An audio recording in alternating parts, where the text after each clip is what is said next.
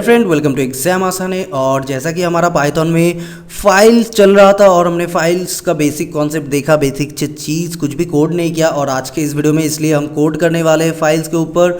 और हम देखेंगे कि चलिए पहले देखने से पहले फ़िलहाल तो यहाँ पे एक फटाफट से मैं इस बार मैं एक फ़ोल्डर बनाऊंगा। ठीक है, तो मैं फटाफट से एक फ़ोल्डर एक डायरेक्टरी बना लेता हूँ और इस डायरेक्टरी का नाम दे देता हूँ फाइल्स इन पाइथन। तो एक डायरेक्टरी मैंने बना लिया। अब इस डायरेक्टरी के अंदर जो नया डायरेक्टरी बना है उस डायरेक्टरी के अंदर मैं एक पाइथन का फाइल बनाऊंगा जहाँ पे मैं लिखूंगा reading operation, reading OP. Actually मैं इसलिए ये अलग सा फ़ोल्डर बनाया क्योंकि यहाँ पे बहुत सारा फ़ोल्डर हो गया था।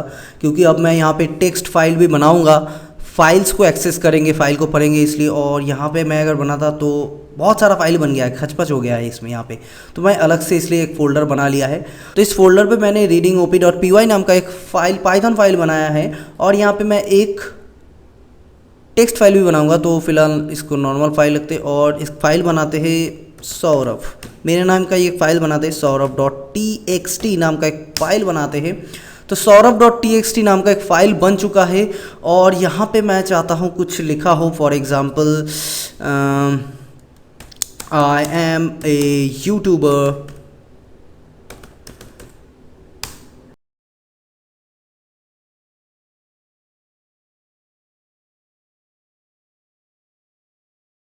बेसिकली 4 लाइन लिखा है।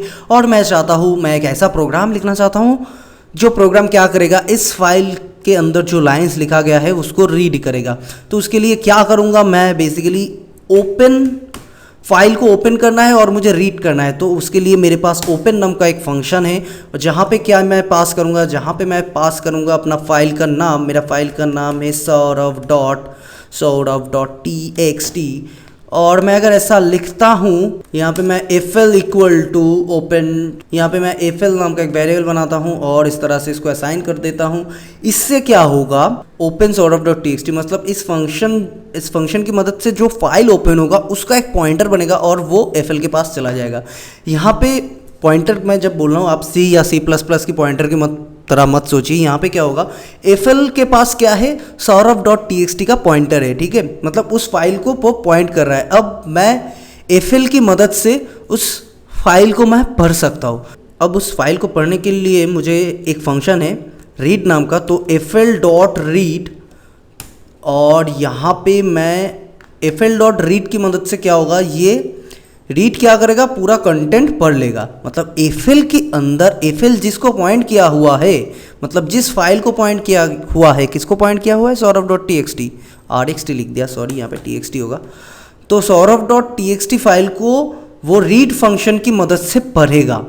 ठीक है, और इसको मैं अगर यहाँ पे कंटेंट नाम का एक वेरिएबल पे स्टोर कर दूँ और बाद में जाके मैं अगर प्रिंट कर दूँ कंटेंट को, Ctrl+S करते और सिंपली इसको रन करते हैं, तो देखिए इस फाइल में जो भी लिखा हुआ है वो एज इट इज़ प्रिंट हो गया। ठीक है, राइट। और एक चीज़ यहाँ पे सबसे बड़ी और इम्पॉर्टेंट बात, जब भी आप फाइल को इस तरह से ओपन करते हो तो ये आपका फ़र्ज़ बनता है कि आप इस फाइल को क्लोज भी करो। ठीक है, इस फाइल को आपको क्लोज भी करना पड़ेगा। ये एक गुड प्रोग्रामिंग हैबिट है। और देखिए सिंपल सी बात है कि जब भी आप किसी चीज़ को ओपन करते हो तो आपको क्लोज करना भी बनता है। आप घर का दरवाज़ा अगर ओपन कर रहे हो तो ये ज़रूरी है कि आप उस घर के दरवाजे को क्लोज करो। तो उसी तरह से जब भी आप किसी फाइल को यहाँ पे ओपन कर रहे हो तो आपको at the end of the programme आपको उस फाइल को क्लोज करना चाहिए।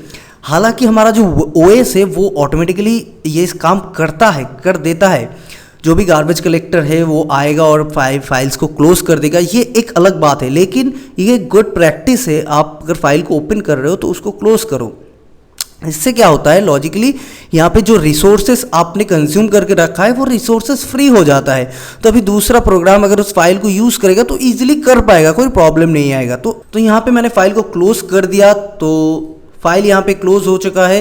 तो अगर आप इस फाइल को क्लोज करने के बाद एक्सेस करना चाहते हो तो प्रॉब्लम आ जाएगा, ऑब्वियसली आप नहीं कर पाओगे। तो यहाँ पे आपको रीड फंक्शन, ओपन फंक्शन और रीड फंक्शन तो समझ में आ गया है। यहाँ पे मैं रीड फंक्शन के अंदर मैं अगर फोल्ड लिख देता हूँ तो क्या होगा, Ctrl+S करते हैं और इसको रन करते हैं तो देखिए यहाँ पे जो आउटपुट आया है आई एम, मतलब कि यहाँ पे देखिए 1 2 3 4 सिर्फ 4 कैरेक्टर उसमें यहाँ से उठ के आए हैं। तो यहाँ पे रीड फंक्शन पैरामीटर लेता है कितना कैरेक्टर आप लिखना चाहते हो उस हिसाब से।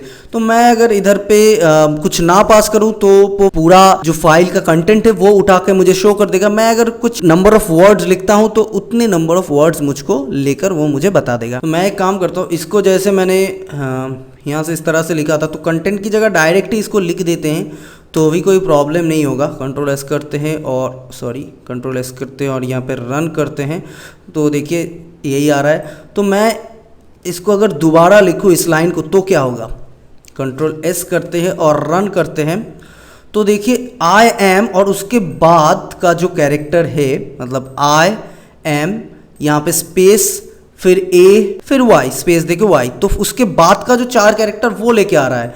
तो इस तरह से मैं अगर करता जाऊं, देखिए ये ऐसा क्यों हो रहा है, क्योंकि फाइल ओपन हुआ है। फाइल ओपन होने के बाद हमने यहाँ पे 4 कैरेक्टर रीड कर लिया। उसके बाद जब हम रीड करने जाएंगे तो हमारा एफएल का पॉइंटर ठीक 5th नंबर पर होगा, इसीलिए उसके बाद का रीड करेगा। उसके बाद पॉइंटर शिफ्ट हो जाएगा, इसके लिए उसके बाद का 4 कैरेक्टर रीड करेगा। ठीक है, तो इसलिए ये इस तरह से आउटपुट रिटर्न कर रहा है। ठीक है, तो मतलब यहाँ पे बेसिकली बात ये आता है कि आप फाइल के कंटेंट के अंदर हो और वो एफएल नाम का जो पॉइंटर है ना वो चेंज होता हुआ जा रहा है। तो अगर मैं कुछ ऐसा करूँ, यहाँ पे मैं एक काम करता हूँ, देखो ध्यान से देखना ये चीज़ को। मैं यहाँ पे रीड फंक्शन जो है वो दो बार चला रहा हूँ। कंट्रोल एस करते और रन करते हैं तो देखिए हमें एक बार ही आउटपुट आया। इसलिए एक बार आउटपुट आया क्योंकि पहली बार में पूरा रीड हो गया और दूसरी बार जब प्रिंट फंक्शन मिला उनको तो पॉइंटर कहाँ पे था, पॉइंटर इस लास्ट में था। ये लास्ट में ये पॉइंटर था और उसके बाद कुछ नहीं है वैल्यू, तो उसने कुछ वैल्यू नहीं प्रिंट किया। यहाँ पे मैं अगर कुछ इस तरह से लिख दूँ कि फॉर एग्जांपल, तो देखिए सिर्फ पहला वाला प्रिंट होगा। ठीक है, तो यहाँ पे मैं अगर फॉर एग्जांपल 4 प्रिंट करता हूँ तो किस तरह से होगा, तो देखिए ये पहला लाया और सेकंड पे ये पूरा ला दिया। अगर मैं इसको कुछ ऐसा नंबर देता हूँ, मतलब इतना कैरेक्टर तो हमारे पास है ही नहीं, मतलब पूरा रीड हो जाएगा, अगर उसके बाद ये रीड करने जाएगा तो खाली मिलेगा। कंट्रोल एस करते रन करते तो एज इट इज सेकंड के बाद कुछ नहीं प्रिंट होगा। तो इस तरह से रीड फंक्शन काम करता है। और यहाँ पे ये जो रीड फंक्शन है, जैसे कि मैंने पिछले वीडियो में आपको बताया था कि ये बाय डिफॉल्ट रीड मोड पे ओपन होता है और साथ ही साथ इसको मैं एज इट इज इसको छोड़ूँ और इसको कंट्रोल एस करते हैं, मैं इस लाइन को डिलीट कर देता हूँ, रन करते हैं, देखिए कोई फर्क नहीं आएगा। आर फॉर रीडिंग मोड, और इसके साथ साथ एज ए टी मोड होता है, टेक्स्ट मोड पे हम रीड करेंगे। ठीक है, तो टी और आर जो है बाय डिफॉल्ट होता है। कंट्रोल एस करते हैं और इसको रन करते हैं तो देखिए सेम कोई चेंजेस नहीं आएगा। लेकिन यहाँ पे अगर मैं टी की जगह बी कर दूँ, बी फॉर बाइनरी मोड, तो जैसे मतलब कुछ भी हो सकता है। जैसे बाइनरी मोड, यहाँ पे मैं अगर इमेज फाइल्स की बात करूँ तो इमेज फाइल्स जो होता है वो बाइनरी मोड पे ओपन किया जाता है। कंट्रोल एस करते हैं और इसको रन करते हैं तो देखिए यहाँ पे जिस तरह से ये लाइन्स वगैरह आया वो क्या है, ये एक बाइनरी मोड पे ओपन हुआ है। ठीक है, तो इसलिए इस तरह से ये लाइंस आ रहा है। तो आर और टी जो है ये बाय डिफॉल्ट मोड है, मतलब रीडिंग एज टेक्स्ट। यहाँ पे मैं इसको कमेंट करता हूँ और आपको ये बताता हूँ कि फॉर एग्जांपल एफएल और रीड ये जो है ये कंटेंट नाम का एक वेरिएबल पे है और मैं इसके एक एक लाइन को फॉर लूप की मदद से प्रिंट करना चाहता हूँ। तो मैं क्या लिखूंगा, फॉर लाइन इन कंटेंट, और यहाँ पे मैं क्या करूँगा, प्रिंट करूँगा, यहाँ पे मैं लाइन को प्रिंट कर दूंगा। तो इसको अगर मैं चलाता हूँ तो देखिए ये एक एक कैरेक्टर प्रिंट कर रहा है। तो इस तरह से मुझे एक एक, ये लाइन क्या है, लाइन इन कंटेंट, कंटेंट पहले तो समझना चाहिए कंटेंट में क्या है। देखिए कंटेंट पे तो हमारा ये पूरा कंटेंट है और जब भी हम एज ए इस तरह से कोई भी चीज़ को, आप सोचिए कि स्ट्रिंग को आप पढ़ रहे हो तो स्ट्रिंग को अगर आप ऐसे पढ़ोगे तो ऑब्वियस सी बात है ये सिर्फ एक एक कैरेक्टर, ये लाइन में तो सिर्फ एक एक कैरेक्टर आएगा, तो ये लाइन नहीं एक्चुअली एक एक कैरेक्टर होगा। तो एक एक कैरेक्टर को हम इस तरह से पढ़ेंगे और कैरेक्टर को, एक एक कैरेक्टर को इस तरह से प्रिंट करेंगे। लेकिन हम चाहते हैं कि हम एक एक लाइन को प्रिंट करें, तो उसके लिए आपको क्या करना पड़ेगा, आप यहाँ पे लाइंस लिखिए। तो इस फॉर लूप की मदद से अगर हम लाइंस को पढ़ना चाहते हैं तो हम इस कंटेंट की मदद से नहीं पढ़ पाएंगे, हमें एफएल की मदद से करना पड़ेगा, ठीक है। तो अगर हम यहाँ पे लाइंस इन एफएल लिखते हैं और इस लाइन को हम इधर पे दे देते हैं और इसको एक बार रन करते हैं, ओके, कुछ नहीं प्रिंट हुआ। इसका कारण ये है कि एफएल ने पहले ही रीड कर लिया था, और क्योंकि फाइल ओपन हो चुका है और एफएल जो पॉइंटर है वो ऑलरेडी रीड कर चुका है, तो इसलिए यहाँ पे कुछ रीड नहीं करेगा। तो मैं इस लाइन को कमेंट करता हूँ। तो अब इसको कंट्रोल एस करते हैं और देखिए लाइन, ये देखिए, तो ये एज इट इज़ लाइन को प्रिंट कर रहा है। और यहाँ पे जो एक्स्ट्रा आपको ये न्यू लाइन मिल रहा है वो इस प्रिंट स्टेटमेंट के लिए, क्योंकि यहाँ पे ऑलरेडी एक एक लाइन जो है वो न्यू लाइन पे है। तो यहाँ पे मैं अगर लिख देता हूँ कॉमा देके एंड इज इक्वल टू इस तरह से, तो एक न्यू लाइन आपका कम हो जाएगा, ठीक है। तो देखिए ये पूरा लाइन आपको मिल रहा है। तो इस तरह से आप लाइंस को पढ़ सकते हो। तो इस तरह से फॉर लूप के अंदर आप इस तरह से लाइंस को एग्जीक्यूट कर सकते हो, और यहाँ पे आपको जिस तरह से जो भी काम करना है उन एक एक लाइन के साथ वो सब कुछ आप कर सकते हो। तो मैं यहाँ पे इसको कमेंट करता हूँ और एक फंक्शन के बारे में बताऊँगा जो कि है रीड लाइन। तो मैं अगर यहाँ पे इस तरह से लिखता हूँ कि एफएल डॉट रीड लाइन, और इसको मैं बेसिकली यहाँ पे प्रिंट करवा दूंगा। तो ये लिखने से मुझे क्या हो जाएगा, देखिए ये रीड लाइन फंक्शन क्या करता है, मैं एक बार रन करके दिखा देता हूँ। तो देखिए ये पहला लाइन लेके आया, मैं दोबारा इसको लिखूंगा इस चीज़ को, तो ये दूसरा लाइन लेके आएगा, देखिएगा। तो ये रीड लाइन, ये देखिए, तो ये रीड लाइन क्या करता है, एक एक लाइन को प्रिंट करता है। तो अगर आप किसी फॉर लूप के अंदर इसको चलाओगे किसी भी लूप के अंदर, तो वो सारा लाइन आपको एक एक लाइन हिसाब से दे के, एक एक लाइन आपके हिसाब से उठा के लेके आएगा। तो ये रीड लाइन बेसिकली एक एक लाइन को प्रिंट करता है।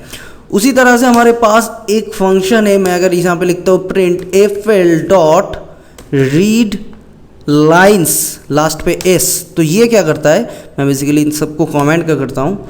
तो रीड लाइन्स अगर फंक्शन हम यूज़ करते हैं तो देखिए आपके फाइल्स में जितने भी लाइन्स है उन सभी लाइन्स को लेकर क्या कर रहे हैं, एक लिस्ट बना रहे हैं, और उन एक लिस्ट में रखकर उन सभी लाइन्स को प्रिंट कर रहे हैं, दे रहे हैं आपको। तो मैं यहाँ पे lst नाम का एक वेरिएबल बना लेता हूँ, और यहाँ पे अगर मैं इसको स्टोर कर दूँ तो अब आपके पास क्या आ गया, एक लिस्ट आ गया, जिस लिस्ट में क्या है, एक एक लाइन है। लिस्ट को लेकर कैसे काम करते हो आपको पता ही है, अभी आप चाहे प्रिंट करो, फॉर लूप चलाओ, कुछ भी आप कर सकते हो। तो ये रीड लाइन्स फंक्शन हमें एज ए लिस्ट रिटर्न कर रहा है, और रीड लाइन जो फंक्शन है वो एक एक लाइन करके हमको पढ़ने को दे रहा है, ठीक है।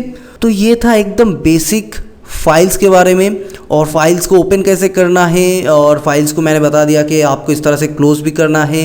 रीड फंक्शन के बारे में हमने देखा फॉर लूप के मदद से किस तरह से हम एक एक लाइन पढ़ सकते हैं। हमने देखा read line and read lines function के बारे में भी। तो होप कि आपको थोड़ा बहुत मज़ा आ रहा होगा, और ये फाइल्स का 2-3 वीडियो हो जाने के बाद मैं आपको एक इंटरेस्टिंग टास्क भी दूंगा। तो चलिए नेक्स्ट वीडियो में हम देखते हैं कि राइट मोड क्या होता है, और किस तरह से हम फाइल्स को राइट मोड में ओपन कर सकते हैं और लिख सकते हैं उसके ऊपर, ठीक है।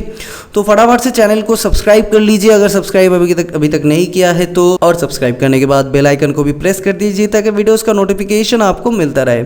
तो चलिए दोस्तों, मिलते हैं नेक्स्ट वीडियो में।